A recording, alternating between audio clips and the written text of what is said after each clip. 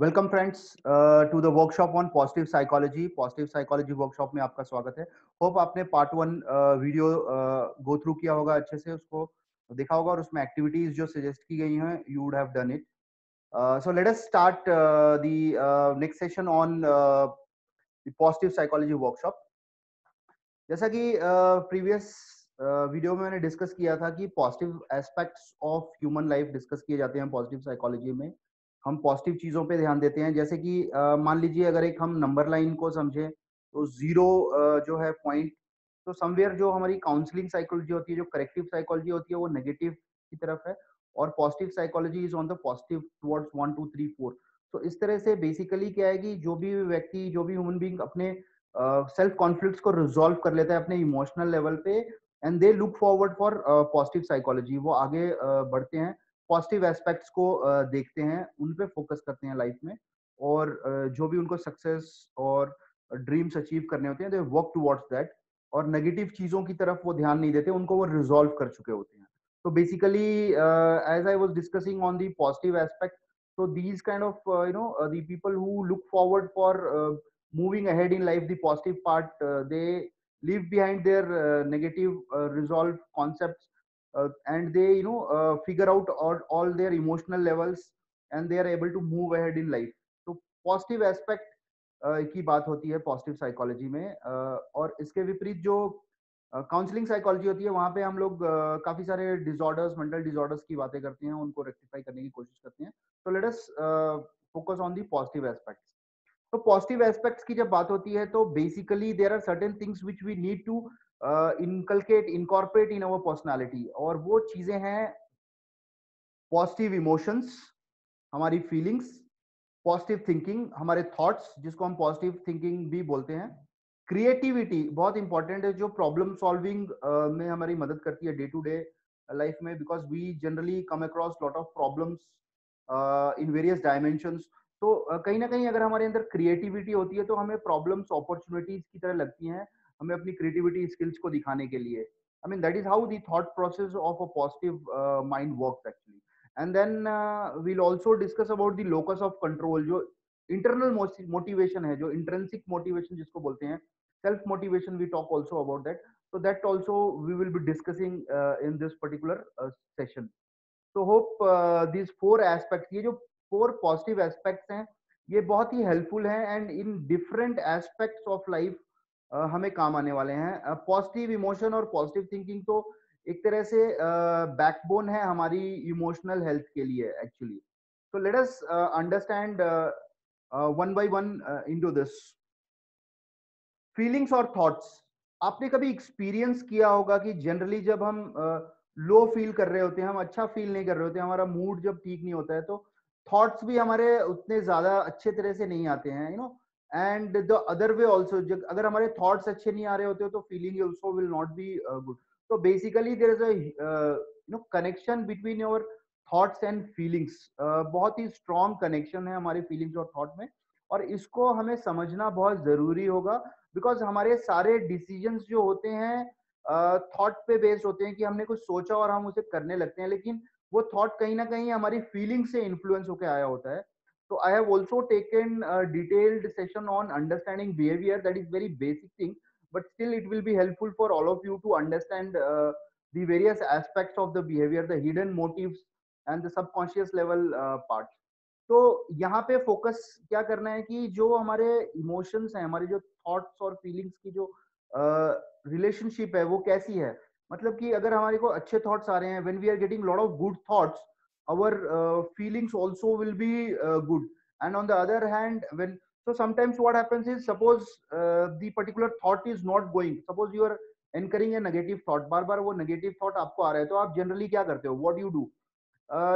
You're trying hard to control that thought but it is not going, so what do, you try to feel good, आप बाहर जाके कुछ खेल लेते हो, you indulge yourself in some physical activities, you meet people, you try to feel good, and once you start feeling good, you turn, it's a kind of u-turn, एक u-turn आ जाता है आपके thought pattern में। so this is just an overview on how the feelings and thoughts interact। जब आप एक activity करेंगे तो आपको और बेहतर तरीके से समझ में आएगा, you can understand the actual relations between the feelings and the thoughts। And as a positive psychology human being, when we are developing this concept in our personality, we know the difference between thoughts and feelings. And हमारे thoughts irrational नहीं होते हैं, क्योंकि वो feeling से driven नहीं होके हम ज्यादा से ज्यादा कोशिश करते हैं कि वो हमारे थॉट्स जो हो वो फीलिंग्स से ज्यादा अफेक्टेड ना हो और रैशनल थिंकिंग पे ज्यादा फोकस करें. So this is a particular activity wherein we talk about the feeling, thoughts and behavior as per the format 3. So I hope you would have done this activity, और अगर आपने नहीं किया है तो you can just go through it, because this activity will help you a lot to actually understand the whole aspect of it. So moving ahead, hope this is clear. जो अगला aspect है वो है हमारा क्रिएटिविटी के ऊपर. कहीं ना कहीं in the process which we grow up, the entire educations we focus on, most of the things are in extra curricular activities में डाल दिया जाता है उन लोगों को. एक्चुअली जो भी हमारे डांस हैं, सिंगिंग है, जो भी SCBW के पीरियड्स होते हैं, जो भी मतलब they are all treated as extra curricular activities. और कहीं ना कहीं we more focus on the analytical parts, the subject parts. So basically we are focusing on the half aspect of the brain, and the other half aspect हम नहीं use करते हैं उतना ज्यादा. तो उससे होता क्या है, there is something called information processing. Left और राइट हेमिस्फीयर का इंफॉर्मेशन प्रोसेसिंग जो बहुत इंपॉर्टेंट एस्पेक्ट है, वो कहीं ना कहीं पूरी तरह से डेवलप नहीं होता है. ये क्रिएटिविटी सेंटर जो है वो डेवलप नहीं हो पाता है एक्चुअली. तो we need to more work on developing our creativity, and it's never too late. Always you can practice and work towards it. I have also taken a detailed video on creativity where I have talked about the divergent and convergent thinking approach. Also I have talked about information processing also, so probably that will be helpful if you can go through it. So the tendency to generate or recognize ideas and alternatives or possibilities.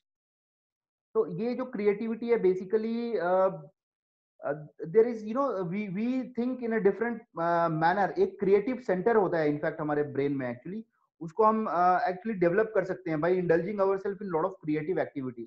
तो एक transfer of learning का concept होता है जो हम किसी और field में सीखते हैं, और वो फिर हमें हेल्प करता है हमारी दूसरी फील्ड में. जैसे अगर आपने कुछ एनालिटिकल चीज सीखा तो वो क्रिएटिव एस्पेक्ट में हेल्प करेगा, और अगर आपने क्रिएटिव चीज करते समय कुछ सीखा है तो वो आपको एनालिटिकल एस्पेक्ट में हेल्प करेगा. And this is all about CPS, that is creative problem solving, is a way of identifying opportunities when the conventional thinking has failed. So work on improving your creativity, that is information processing. काफी सारी activities हैं जो आप कर सकते हैं. Playing chess is one activity. Photography जो होता है वो एक्टिविटी है. जितने भी डांसिंग है, सिंगिंग है, प्लेइंग इंस्ट्रूमेंट्स हैं, मतलब आप अपने इंटरेस्ट एरियाज को बढ़ाइए. And there is nothing like that you need to master in it. I mean, you need to just increase the interest level. The moment you are interested in that, जैसे ही आप उसमें interest develop करेंगे, you will start exploring that, and there will be lot of neural connections जो हैं वो बनने लगेंगे. I have taken a detailed aspect on the neuroplasticity. तो अगर आप उस वीडियो को देखेंगे थोड़ा सा तो आपको समझ में आएगा कि biological aspects, neural connections कैसे बनते हैं जब हम नई नई चीजें सीखते हैं, न्यू इंस्ट्रूमेंट बजाना, नया सिंगिंग पैटर्न. तो the whole idea is creativity का मतलब यही है कि आप कुछ नया करना है, new things. And generally lot because of our behavioural aspect, नई चीजों को हम अडॉप्ट नहीं कर पाते हैं because of our thought process, feelings and belief systems. So यहाँ पे थोड़ा सा काम करने का जरूरत है, बहुत ज्यादा क्रिएटिविटी के ऊपर काम करने का जरूरत है. At any age you can start working on that. I mean there is no hard and fast rule. The moment you realize ki I should start working, and there's a lot of where left hand, right hand coordination.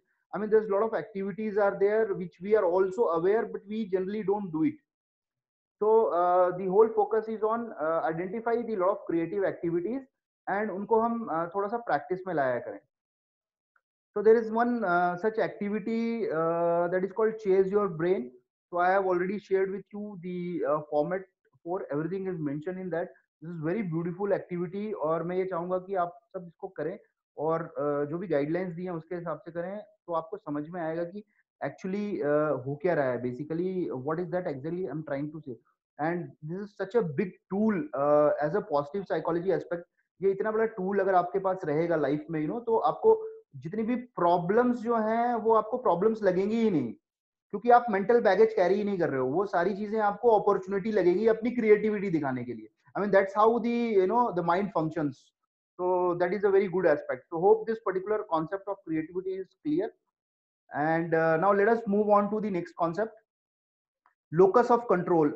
ये बहुत ही important concept है। ये कहता है कि हम जो भी है, हम ज्यादा से ज्यादा चीजें हमारी जिंदगी में जो भी हो रही हैं, हम उनके लिए खुद को जिम्मेदार ठहराते हैं, और हम ये मानते हैं कि काफी सारी चीजें हमारे कंट्रोल में है। तो बेसिकली हमारे कंट्रोल में क्या होती हैं चीजें, बाहर की चीजें हमारे कंट्रोल में नहीं होती हैं। हमारे कंट्रोल में max to max we can control our feelings, our thoughts to an extent, और हम किस तरह से अपना, so basically there is lot of inward journey. तो यहाँ पे बताया गया है कि जो हमारी इंट्रिंसिक मोटिवेशन होती है वो भी यहीं से ओरिजिनेट होती है। I have taken also a detailed video on understanding motivation. I will also be there I have focused on the concept of intrinsic and extrinsic motivation. तो यहाँ पे लोकस ऑफ कंट्रोल को थोड़ा सा यहाँ पे छोटा सा एग्जांपल से समझते हैं। So basically, let us say a case has come wherein a person is having internal locus of control, और उसके बैड ग्रेड्स आ जाते हैं किसी पर्टिकुलर एग्जाम में। तो वो कैसे रियलाइज करता है student, I must not have studied enough, I can do better next time, this is what is the thought process अगर उसका बैड ग्रेड आता है तो। और अगर उसका गुड ग्रेड आता है तो what will be the thought process, I am so glad I studied hard.